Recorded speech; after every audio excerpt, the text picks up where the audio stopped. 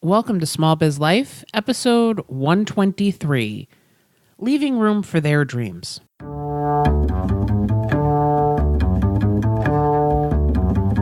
Does this sound familiar? Oh my God, I have so much to do today. Don't forget to breathe. But I have almost 400 emails in my inbox and 30 phone calls to make. Have you looked into getting a virtual assistant yet? Oh, and I need to schedule all my social media posts. Did you drink anything today? I had coffee. Did you eat today? Did I mention coffee's a bean? This is Small Biz Life.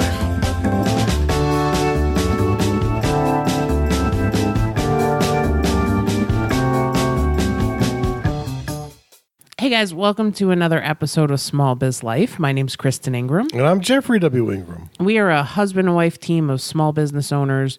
You know, we're always out there encouraging you to live, your dreams. Mm-hmm. Don't forget your significant others. Yeah. I mean, this is a tough one because a lot of times, especially as small business owners, that is definitely not everyone's dream. Mm-hmm.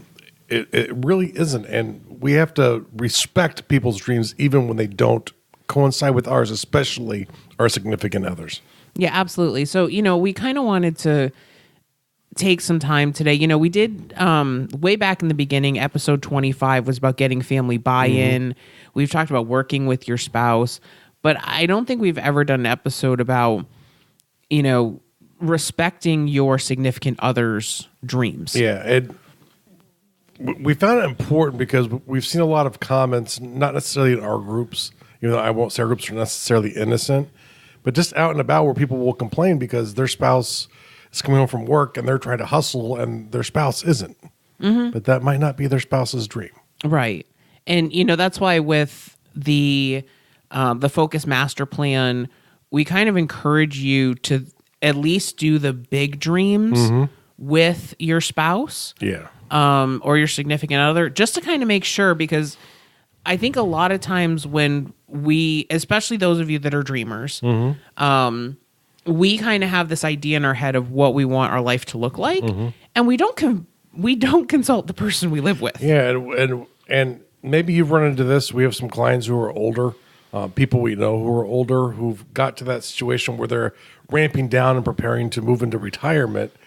And then all of a sudden them and their spouse start to fight over where they're going to retire because, someone wants warm and beach and the other one wants cold and mountains. And mm-hmm.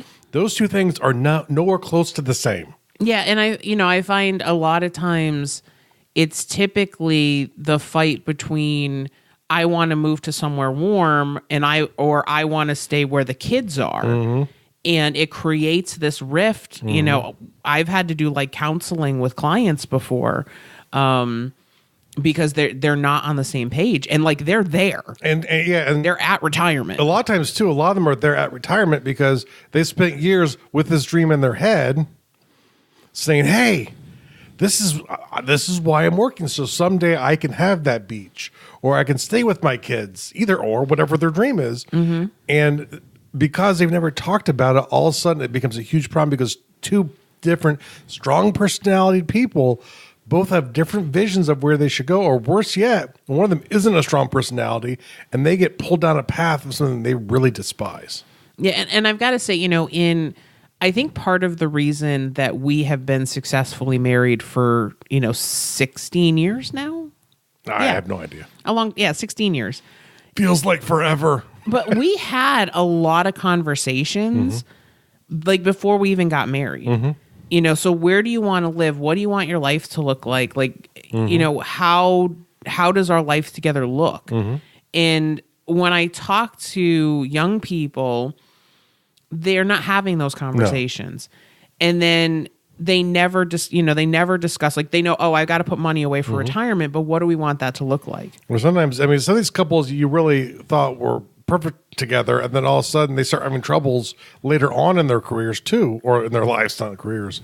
A bad marriage could feel like one, I guess, but later on, and everyone's shocked because they always looked so happy together, but it was because they were both working towards completely different goals. Mm-hmm. Right, exactly. So, I think the first point and this is really important for both partners, you can't always expect them to understand your dreams, and you don't have to understand theirs either. Yes. If your spouse wants to stay at home and play video games and hang out with the family after they get out of their 9-to-5 job, if they're happy with that, you got to understand that's their dream. And maybe you think it's silly, and maybe that won't be the dream forever. But if they're happy in their life doing that, you don't have to understand why. Mm-hmm. And I think for a lot of us type A personalities, we have a lot of trouble with that because we're like going all the time. It's those J's. Right. It is. It's the J's. If you do the Myers-Briggs, like I have a big, humongous J in my Myers-Briggs.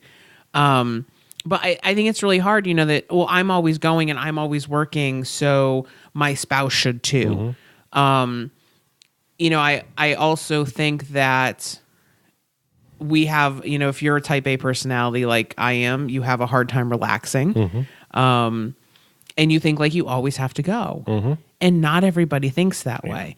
Now, if you're both working, 40 hours a week and your spouse doesn't help with any of the stuff around the house, it's not the same thing. That's a different issue. But because your spouse has like, hey, I've done everything I need to do, and now I'm going to go watch my favorite TV show, read a book, or play a game, or write, or whatever it is I do, it doesn't mean that is less valuable than what you do. Yeah, no. It is their dream. And, it's so important, especially, when you're a dreamer. Most people I know who listen to the show have their dreams. And sometimes the small business itself is just a tool, but it's an intricate part of their dream. And small businesses have a way to overwhelm and take control of a life. Yeah, no, absolutely. And, I think you need to make a commitment to looking for win-win resolutions for both of you. Yes. I know some entrepreneurs that are like, hey, I am going to run my local business, until I'm 90. And their spouse is like, hey, we've been doing this our whole lives. Yes, I'm sick of the restaurant or whatever. Yes. I'm sick of the storefront. Can we go travel? Or, on the opposite, you've got the small business owner like, hey, let's live the laptop life. Just shout be out digital to Julie nomads. Stoyan. Right, exactly. And some people need something structured in their life. They need a home. Yeah. So, I think that you've got to look for solutions. Say, okay, how can we make these, if you've never had this conversation, how do you make these two visions of your life work together? Yeah, because I think, and I should put this in the notes, the first thing you have to start with is you have to communicate with your spouse. And I'm the guy saying this, and I don't really like to communicate with people, but, I do with my wife. You talk a lot for somebody who doesn't like to communicate. I like to yap. There's a difference. But we talk about serious things. No, we do. But I'm saying in general, I don't get into a lot of depth. But I guess I've been forced to because of this. Much more than I've ever felt comfortable doing. Sharing a lot more. That was never a strength of mine. But it's something, you don't need to necessarily do online, but you need to do with your significant other. You guys need to understand each other. If you do not understand each other, you can't humanize the traits of each other and support each other along your life. And you've both made a commitment to do that. Yeah, no, I think we're using the really term spouse here. Yes. And whether or not you're a legally accepted spouse in the eyes of the government, we don't care. We're talking about in your hearts. That's right. Yeah, no, we were married for a long time before we were actually married. So I think another thing, and this kind of touches off points we made before, but stop keeping score. That frustrates me. And I have people who I respect a lot who I've said, but last time they got their way. Who cares? I guarantee you, in our relationship, Kristen gets her way a lot more than I do. and people, like Kristen's laughing, and other people who know us are probably laughing going, yep.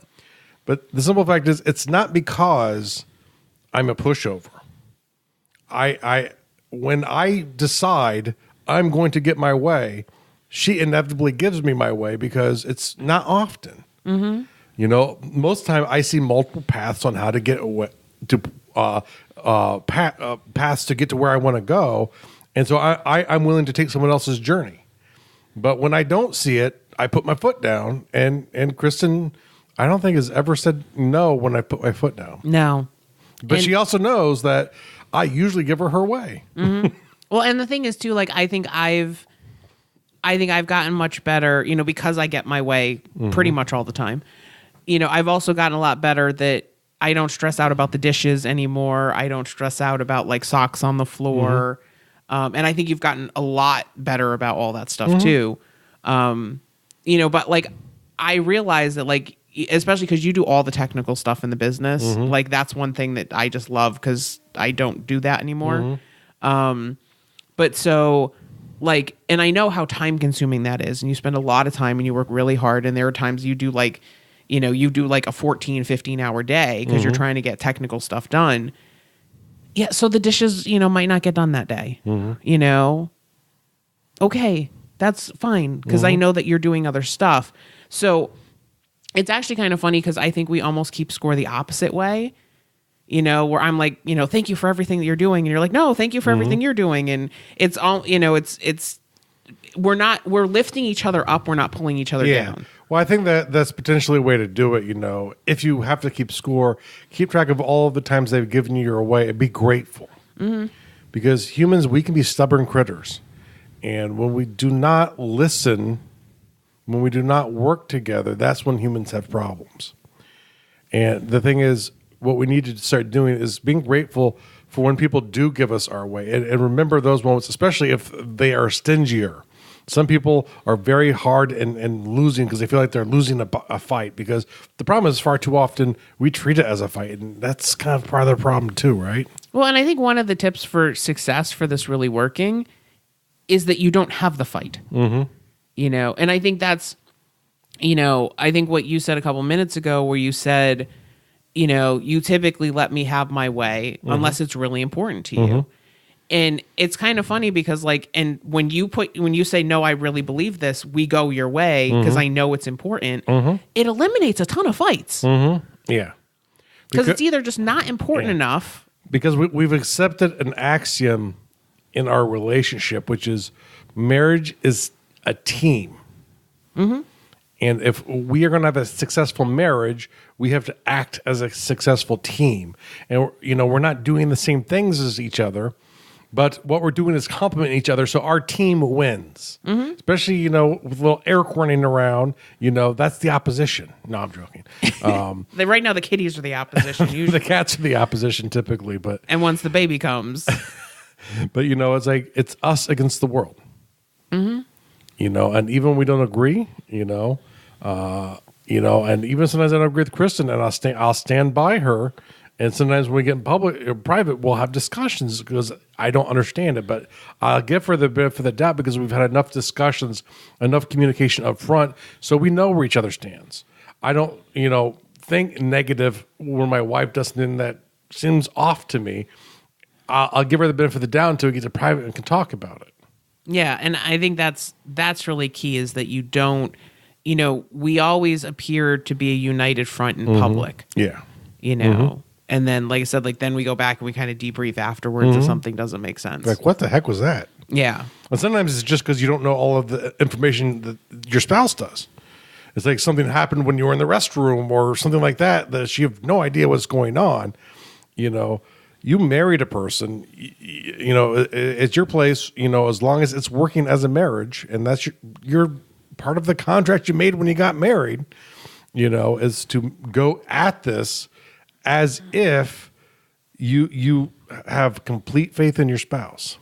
So let's kind of go through some things that we do as a team that I think really work. Yeah. So the first one is we respect each other a lot, and we respect what each of us brings to the table.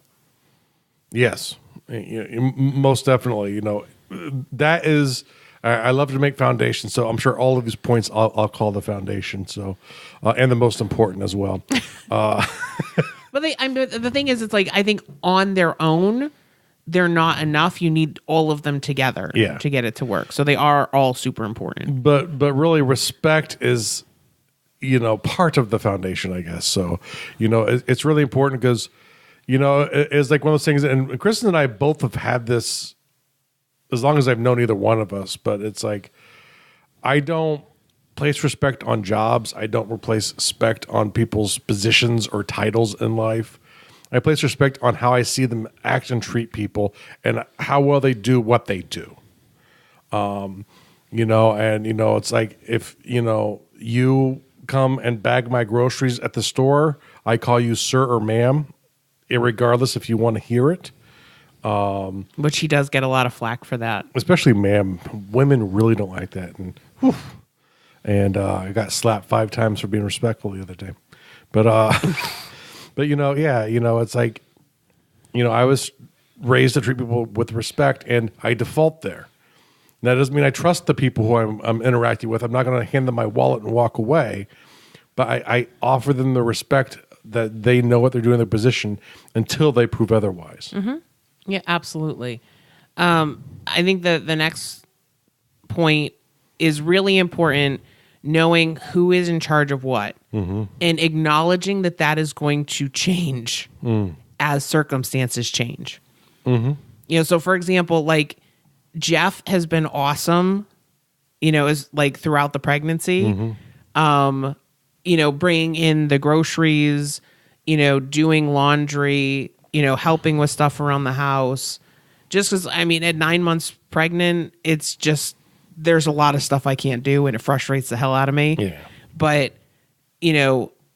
that's and it's like, when you worked for UPS, there's things that I did a lot more in the third or the fourth quarter of the year.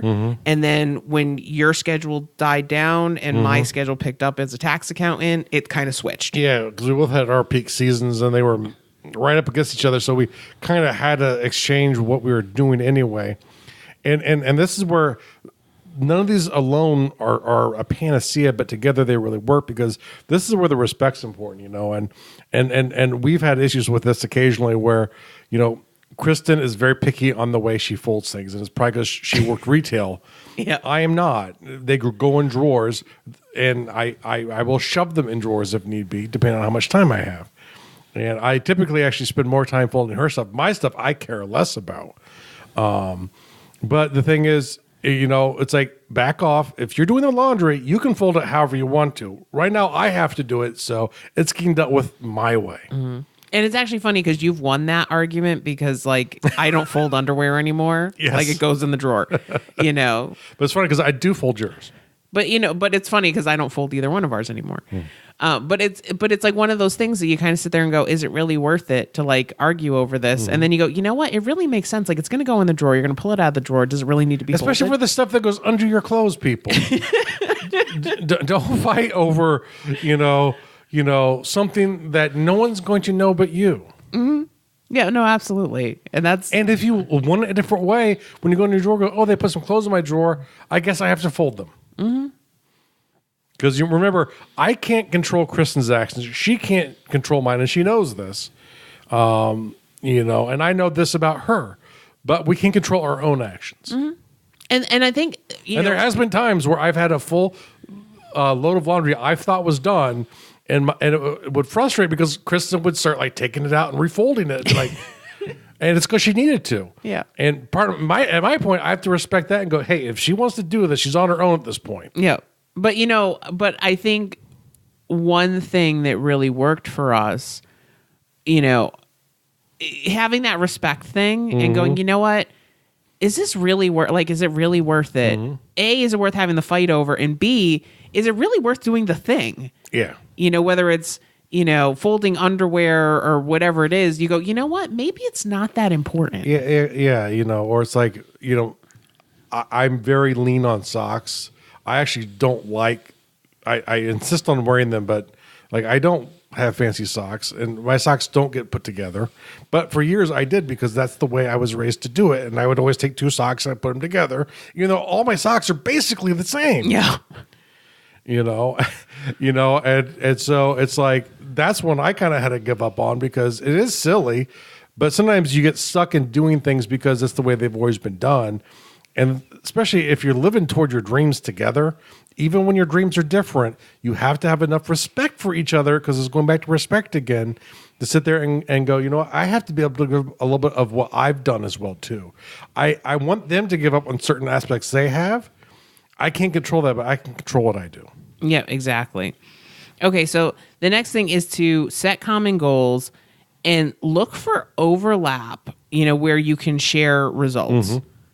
I think that this is, again, it kind of goes back to that. If you never talk about goals, then you're going to get to a point in your life where you're going to wake up and you're going to realize that you don't recognize the person sleeping next to you anymore. And this is something that you see in movies. I'm sure if you've lived life for more than 10 years, you've probably met someone at least who's had this issue, and it's heartbreaking. And I understand it does happen. I'm not going to say that, falling on our vice is going to prevent divorce. But the thing is, if you guys are willing to work together, and we're pointing it on you because you're listening, they're not listening right now, but you are. If you two can work together and get to become a good team and make it yourself against the world, us versus them, that works well in marketing, that works well in relationships. And make sure that, you have open lines of communication. I think a lot of couples, they're only talking about important things when things blow up into fights. And, we've had to, in the last 9 months, our life has really changed. Upside down.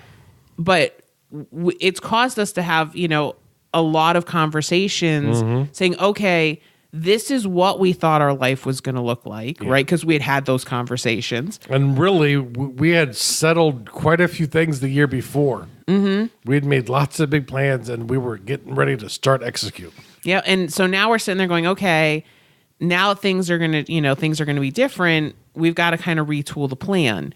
And so what can we do? What kind of travel can we do? What kind of conferences can we do? Because the plan was going to be lots of travel, lots of conferences, lots of live networking. There were, before I got pregnant, I think in the 12 months before that, I had probably flown 15 or 20 times in the previous 12 months, going to different conferences and meeting people and stuff like that.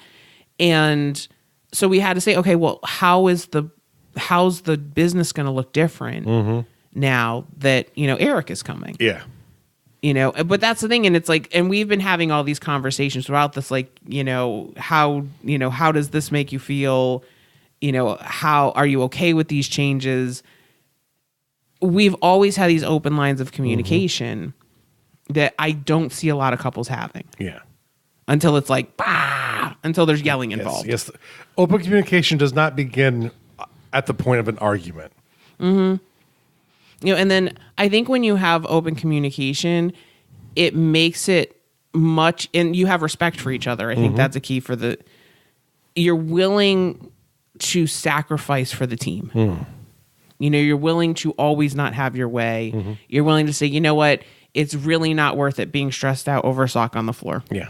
It's really not worth being stressed out because my T-shirt is not folded exactly the way I want it to be. Or because you're taking the basket of laundry I just folded and refolding it because you thought it was incompetent the way I did it. Well, maybe not incompetent, but definitely didn't like it.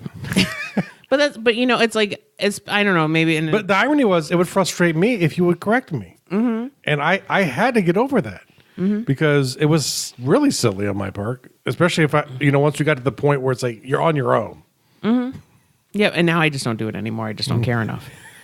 Okay. So, if you're having trouble with that open communication, let's kind of talk about a couple ways to resolve conflicts better. Yes, and this is kind of going back. Anyone who has any experience in conflict resolution, I hope you use it in your relationships with people you love too, and it's not just a work thing.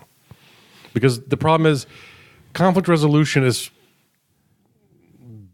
pretty well established for at least 100 years. I mean, we're not so good at doing it as people because we don't follow the steps.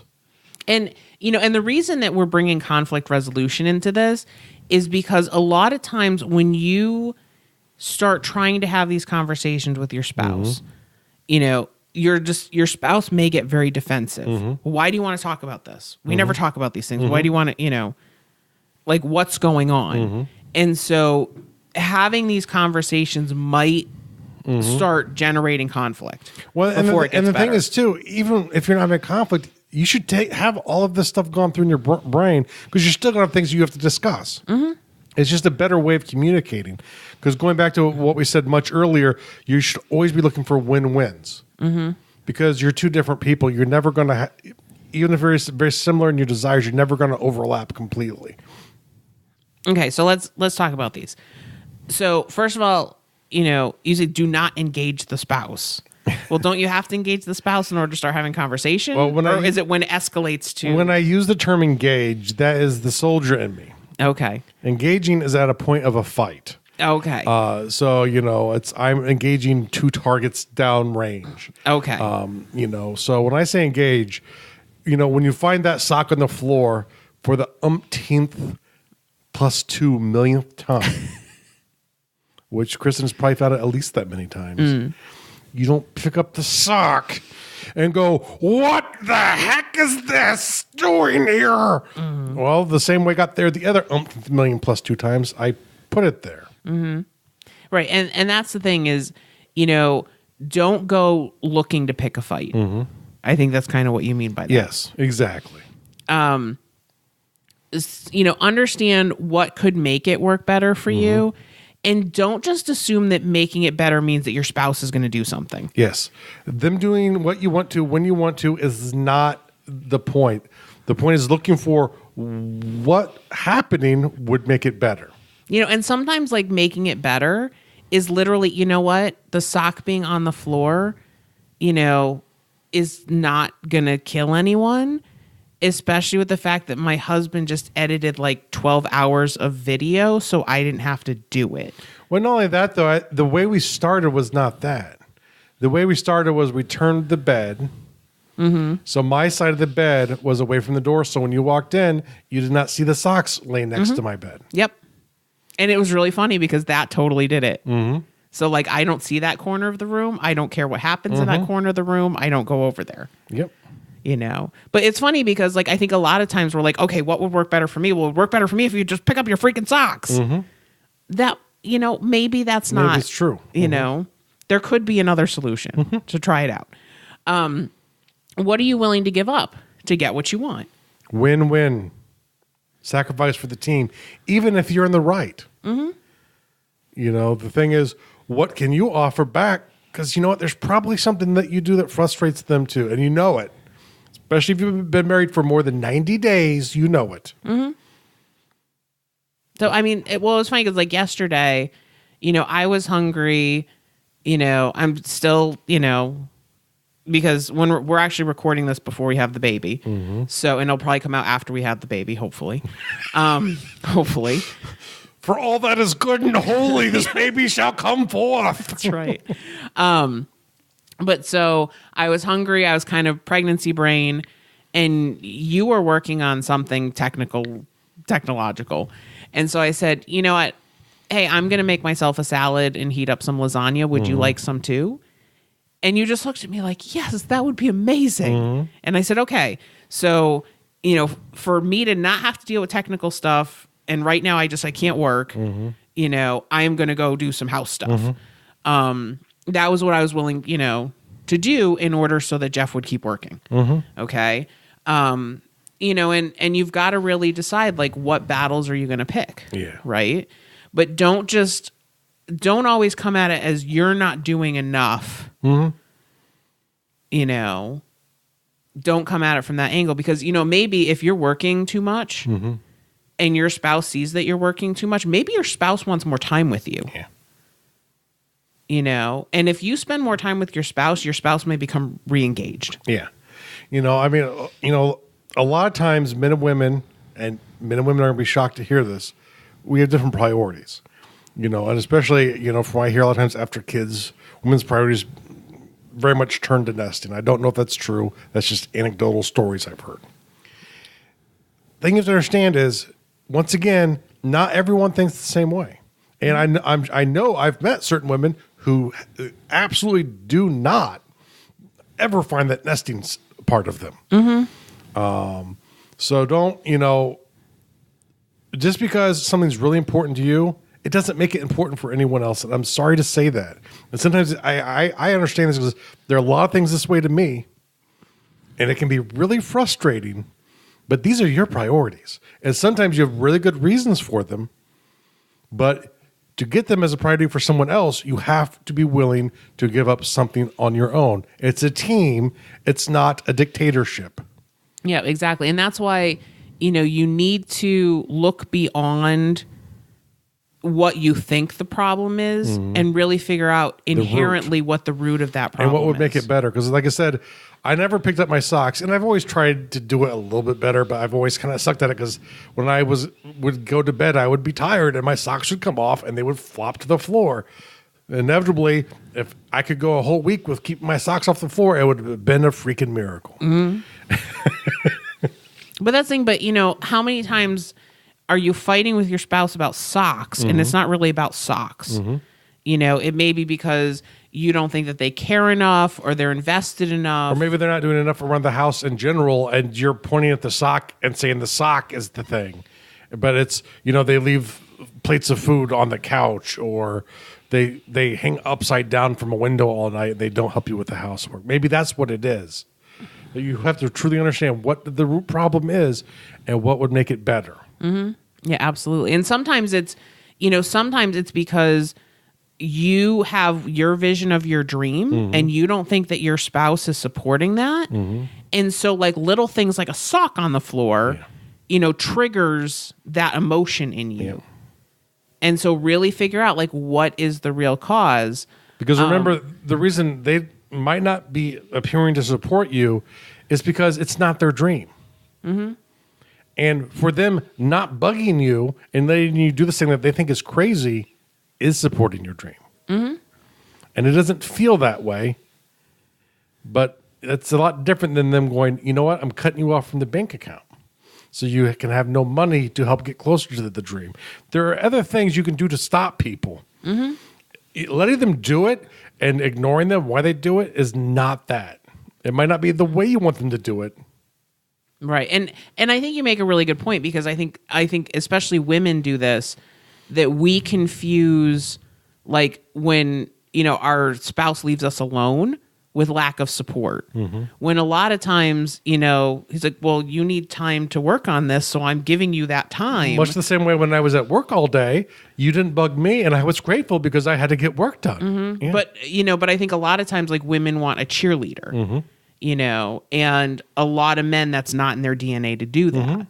And most men that I've met would do anything for the woman in their life.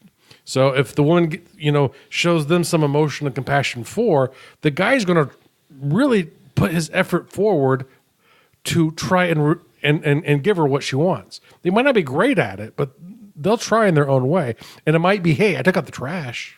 But if you're not looking for that, if you're looking for them to say, hey, you're doing a good job, do they even know that? Have you taken the time to even explain to them that?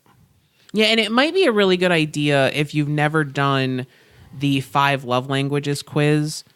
This helped Kristen and I a lot, I think. Yeah, I would make sure that you do that. And I would ask your spouse to do it too. Well, it's funny because this is, I learned something and Kristen thought was so obvious. She, one of her biggest ways was getting love through service. Acts of service, yeah. And to me, that never even registered. I don't want people who I love doing crap for me. I want you to sit down and relax. No, you hop down and play a video game. That'll make me feel awesome. And so until we did that quiz, that never even registered in my mind. That was a way. That was a way to show my love to my wife because it was that, like, I had negative score in that one. Like, to me, that's a repellent idea. I don't want you doing that kind of working hard for me. I want you to relax and enjoy your time around me. Honey, one of the sexiest things you can do is empty the dishwasher. But it's funny, though. That could be really helpful, and we'll put that in the show notes for this episode.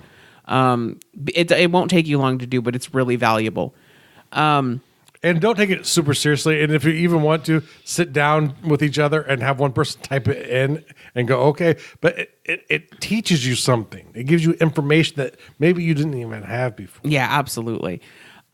Make sure, so once you kind of really understand what the problem is, you understand the impact that problem is having on you, make sure that you understand like what is needed to resolve the problem and like really resolve the problem.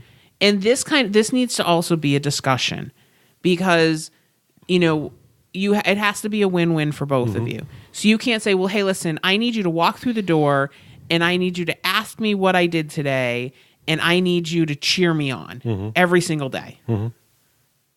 Really? Okay. No, but I mean, what is it really going to take for you to feel supported?